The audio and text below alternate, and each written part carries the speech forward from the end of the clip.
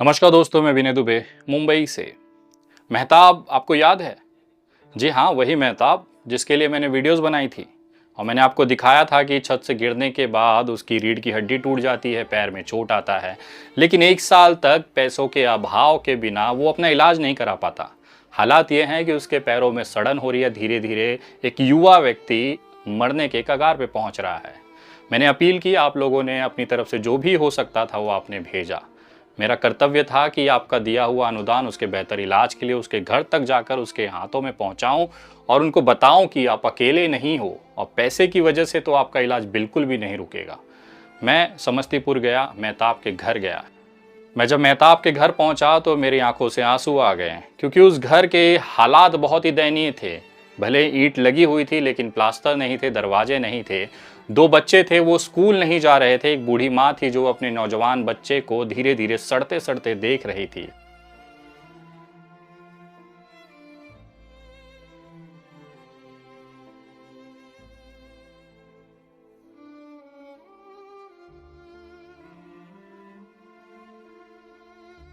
यही है। स्कूल जाते हो बेटा? नहीं, क्यों? स्कूल नहीं जा रहा है? स्कूल जाता है, कभी नहीं जाता है। पढ़ाई नहीं करता हूँ। घर में भी नहीं है कोई। एगो बूढ़ी नहीं, ऐसा नहीं है। पढ़ाई तो सरकारी है ना यहाँ पे। बगल में स्कूल क्यों? बूढ़ी माँ इसमें फीस वगैरह लगता है?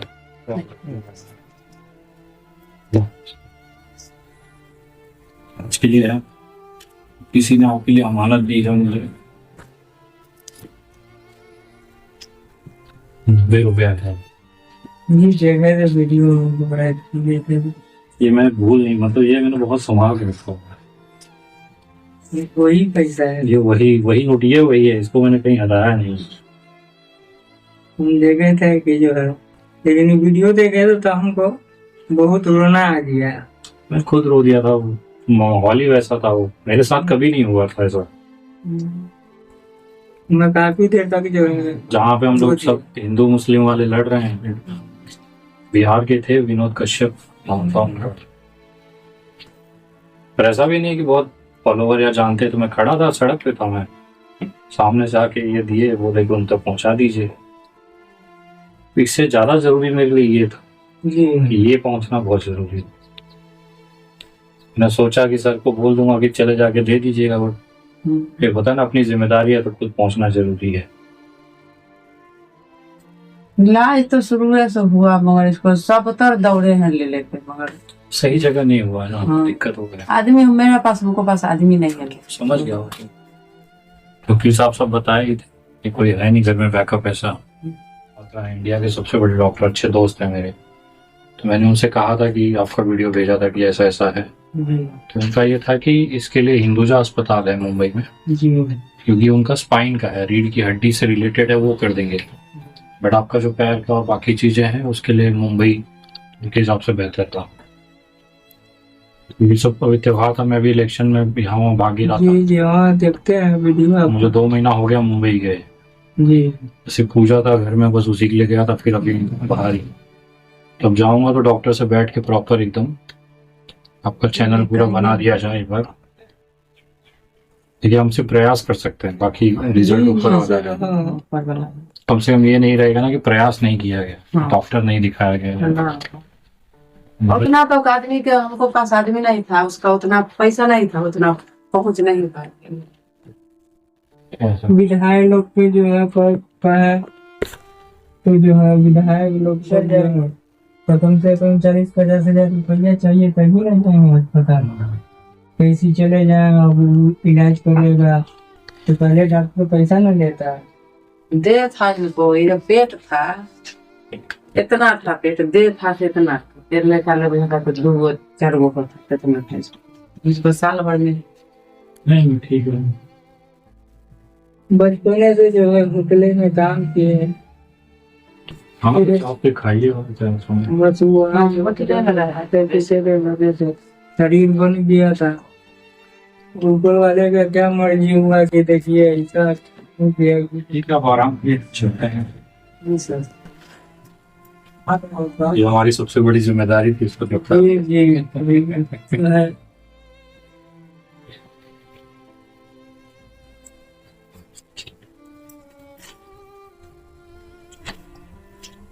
बहुत इमोशनल था मेरे लिए वो। मैं बहुत जगह गया हूँ, बहुत समाज सेवा में, बहुत इंडिया घूमा हूँ, लेकिन ये वाला जो वाकया था ना, ये कभी नहीं हुआ। ये आप लोग के हाथ में, आप लोग तो बहुत मदद कर चुके, कर दिए। आप लोग के हाथ में जो सुना देखिए सब ऊपर वाला है, अल्लाह है, भगवान है, आप जैसे बोलिए, और माध्यम है बस। लोग करना चाहते हैं मदद, लेकिन क्या है ना, पहुंच नहीं पाते, तो हम बस पहुंचा देते हैं।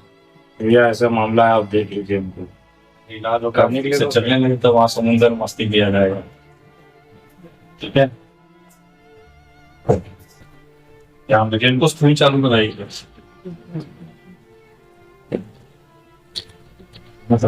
सर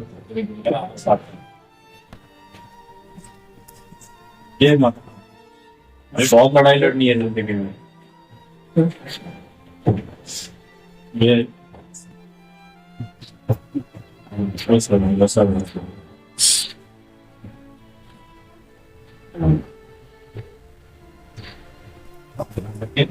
मुंबई वाला व्यवस्था कराते हैं, अपना स्कूल पढ़ाइए, बच्चे पढ़ेंगे तब नहीं। अगर इसमें कुछ रुकावट है तो बताइए, आसान चीज है। आपने भी ठीक है, लेट कर ठीक है, ठीक है। स्कूल पक्का चलो।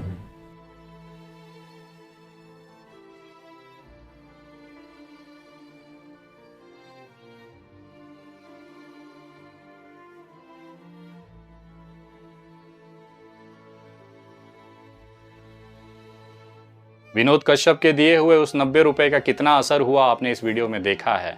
मेहताब की आंखों में आंसू आ गए थे केवल उस 90 रुपए को अपने हाथ में लेकर। विनोद कश्यप की जो भावनाएं थी, जो उनका प्यार था, वो मेहताब की आंखों से छलक कर बाहर आ गया। सारे लोग उस कमरे में रो रहे थे। उसकी माँ, उनकी आंखों में आंसू थे। वो अपने फटे हुए साड़ी से अपने बेटे के आंसू पोंछ रही थी। ये पल मुझे भावुक कर देने वाला था।